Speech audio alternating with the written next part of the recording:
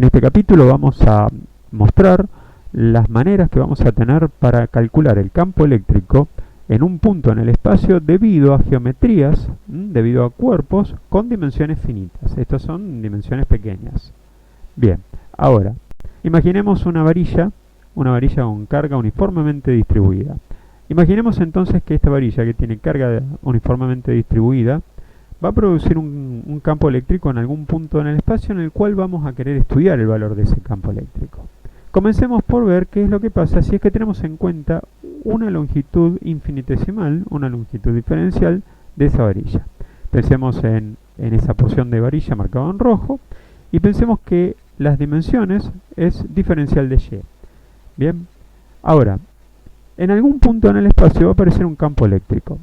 Imaginemos que el punto donde estamos analizando el campo eléctrico concuerda con la proyección vertical, una proyección ortogonal, justo en el centro de la varilla. Entonces, en el punto bajo estudio vamos a tener un campo eléctrico debido a la carga acumulada en este diferencial de longitud de varilla. Esa carga acumulada puede ser calculado teniendo en cuenta la densidad lineal de carga en la varilla y el diferencial de longitud tenido en cuenta. Ese campo eléctrico va a depender también de la posición alejada de la varilla y va a depender también de la distancia hacia el diferencial de longitud de varilla que estamos considerando. A su vez, vamos a tener una proyección del campo eléctrico en la horizontal. Ahora, ¿qué es lo que pasa? Si yo tengo en cuenta de que la proyección que estoy considerando está justo alineada con la mitad de la varilla, yo puedo pensar que para un diferencial y en la parte inferior de esa mitad, va a haber un diferencial y en la parte superior que es simétrico. Por tanto, puedo pensar que los campos admitirán una proyección en la horizontal, ambos campos tendrían la misma proyección, y una proyección en la vertical, ambos campos tendrían la misma proyección. Pero ¿qué es lo que pasa? Estas proyecciones se cancelarían vectorialmente entre sí. La cancelación que se produce entre las componentes verticales del campo eléctrico nos dan la posibilidad de simplificar nuestro estudio y solamente tener en cuenta las componentes horizontales del campo. De esa forma no tendríamos que calcular la otra componente para cada una de las posiciones que tengamos que tener en cuenta. Luego, lo que vamos a hacer es aplicar el principio de superposición. O sea, estamos estableciendo un diferencial de longitud y el campo eléctrico que es consecuencia de la carga que está almacenado en este diferencial de longitud. Pero luego tendríamos que almacenar el siguiente, tendríamos que considerar el siguiente diferencial de longitud. Así hasta recorrer la varilla completa. Bueno, eso es lo que vamos a hacer, pero lo vamos a tener que hacer de una forma simple. Entonces, en vez de calcular cada una de las posiciones y luego sumar vectorialmente, se propone calcular a través de un método integral. Podemos escribir que la distancia que existe entre el punto bajo estudio, en el punto donde queremos encontrar el campo eléctrico, y un diferencial de longitud de varilla cualquiera, estaría dado por la expresión que se muestra aquí. X al cuadrado, la raíz de x al cuadrado más y al cuadrado, donde x es la horizontal, el segmento horizontal hasta el punto donde estamos analizando el campo eléctrico. Y sería el elemento vertical hacia el diferencial de x que está, el diferencial de y que estamos teniendo en cuenta para el estudio del campo eléctrico. Podemos entonces pensar que el campo eléctrico va a admitir una proyección. Esa proyección sobre la horizontal va a ser proporcional al coseno del ángulo alfa, donde el coseno del ángulo alfa sería el ángulo que existe entre la diagonal de la longitud d o de la distancia d y la horizontal. Este coseno de alfa estaría dado por la expresión x sobre d, luego el coseno de alfa estaría dado por x sobre la raíz de x cuadrado más y cuadrado. El campo eléctrico en su forma diferencial estaría dado por la densidad de carga por el diferencial de Y me estaría dando la carga que tiene esta porción de varilla cargada. Multiplicado por la constante K, recuerden que K era 1 sobre 4 pi epsilon 0, dividido la distancia al cuadrado, pero como la distancia era la raíz de x cuadrado más y cuadrado, esto me queda directamente x cuadrado más y cuadrado. Luego, si es que tenemos en cuenta la proyección, podemos calcular la parte diferencial proyectada en x del campo eléctrico. Esa parte diferencial proyectada en x estaría siendo la constante K por la densidad de carga longitudinal multiplicado por el diferencial de y el coseno de alfa, donde el coseno de alfa era x sobre la raíz de x cuadrado más y cuadrado. Ahora, tengamos en cuenta que acá yo tenía un denominador que es la raíz de x cuadrado más y cuadrado multiplicado por x cuadrado más y cuadrado. Entonces aquí esto podría quedar escrito como x cuadrado más y cuadrado elevado a la 3 medios. Mi resultado para el campo proyectado, teniendo en cuenta cada uno de los diferenciales de longitud de la varilla que almacenan carga, va a ser la integral entre menos a, donde menos a sería la zona inferior, y a, donde a sería la zona superior, pensando en que 0 es justo la mitad, entre menos a y a de K por lambda, donde lambda, recuerden, era la densidad de carga longitudinal, por x por diferencial de y sobre x cuadrado más y cuadrado elevado a la 3 medios. Operando esta integral, sabemos que esto va a quedar diferencial de y por lambda va a ser q. Bien, pero esto en realidad, esto sería ¿qué cosa? El diferencial de y por lambda que nosotros tenemos acá, esto va a ser la carga, bien, sobre la longitud, o sea, sobre 2 veces a, bien, de la varilla, la carga total Q, mayúscula, sobre 2 veces la longitud a, esto me daría lambda, bien, y al integrarlo voy a tener justamente Q sobre 2 veces a. Bueno, ¿qué va a pasar? Ahora voy a tener el resultado de la integral de x sobre x cuadrado más y cuadrado elevado a la 3 medios, y esto me va a dar x por la raíz de x cuadrado más y cuadrado. Bien, esto multiplicado por k. Luego, trabajando nuevamente esta expresión y reemplazando el valor de K por 1 sobre 4 pi epsilon 0, donde epsilon 0 era la constante dieléctrica para el vacío, obtengo la fórmula general para el campo total proyectado por la totalidad de los elementos diferencial de y de esta varilla, con carga.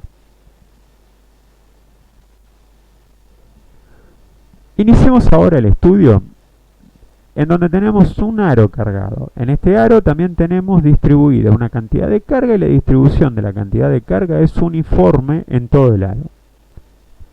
Imaginemos entonces que en ese aro vamos a tener nuevamente un elemento diferencial de longitud para el aro. Ese elemento diferencial de longitud para este aro va a almacenar una cantidad de carga y esa cantidad de carga va a ser proporcional a la densidad de carga lineal. Bien, imaginemos también de que en todo el aro van a haber infinitos diferenciales de longitud. Vamos a suponer que tenemos un punto de estudio. Este punto de estudio es perpendicular al punto del plano que envuelve al aro. Es perpendicular. Ese punto de estudio a su vez va a estar en coincidencia con el centro de este aro. Y a su vez ese punto en estudio va a poder va a tener, digamos, la sumatoria de todos los vectores. Nuevamente vamos a aplicar el principio de superposición. Va a tener la sumatoria de todos los vectores en donde se encuentra en el campo eléctrico como resultado de los diferenciales de longitud del aro. Bueno, en este caso el campo eléctrico también va a presentar una proyección sobre el eje horizontal alineado con la perpendicular al centro del plano donde se encuentra el anillo cargado. Luego, cada uno de los diferenciales de longitud de este anillo cargado van a presentar líneas de campo. La suma, nuevamente, va a estar alineada sobre el eje de la horizontal. Bien, ahora, ¿qué es lo que pasa? Todas las proyecciones que tenemos sobre las verticales van a ser anuladas. Veamos cómo. Tenemos la construcción. Esta construcción tiene los campos eléctricos. Las proyecciones verticales se obtienen de esta manera. Las proyecciones horizontales obtenidas de esta forma. Cada uno de los campos que aparezcan, estamos teniendo en cuenta dos diferenciales de longitud que están diametralmente en oposición en el anillo. Bien, ahora, ¿qué es lo que va a pasar? Estas dos componentes se anulan entre sí. Lo que vamos a tener entonces es esta configuración para el análisis de un diferencial de longitud a la vez. En la construcción, ese diferencial de longitud va a estar separado en un radio del centro del círculo. El punto, o el anillo, el punto de interés, el punto donde vamos a calcular el campo eléctrico, está separado una distancia x del centro de ese anillo. A su vez, vamos a tener, esto se puede calcular a través de Pitágoras, vamos a tener una distancia d entre el diferencial de longitud y el punto donde vamos a estudiar el campo eléctrico. Esto lo vamos a calcular por Pitágoras y esto sería la raíz cuadrada de r cuadrado más x cuadrado, que sería esto que tenemos aquí. Posteriormente vamos a ver de que podemos tener en cuenta un diferencial de barrido angular, un diferencial de ángulo θ, y ese diferencial de ángulo θ multiplicado por r me va a dar el diferencial de longitud. O sea, con esto estamos pasando de una variable a la variable ángulo. Luego vamos a tener justamente el campo eléctrico producido en este punto debido al diferencial de longitud con carga que tenemos ahí. Bien, veamos que el campo eléctrico va a estar dado por la expresión K por la carga sobre la distancia al cuadrado. Veamos también que la distancia va a ser la raíz cuadrada de x cuadrado más r cuadrado, lo que tenemos acá. Veamos también que el diferencial del campo va a ser K por lambda, donde lambda es la densidad lineal de carga acumulada en el anillo, por el diferencial de L, dividido la distancia al cuadrado. Si reemplazamos la distancia quedaría x cuadrado más r cuadrado. Ahora, si tenemos un ángulo alfa entre la horizontal x y el segmento D, ese ángulo alfa me permite a mí decir que puedo calcular la proyección del campo en la horizontal haciendo uso del coseno de alfa.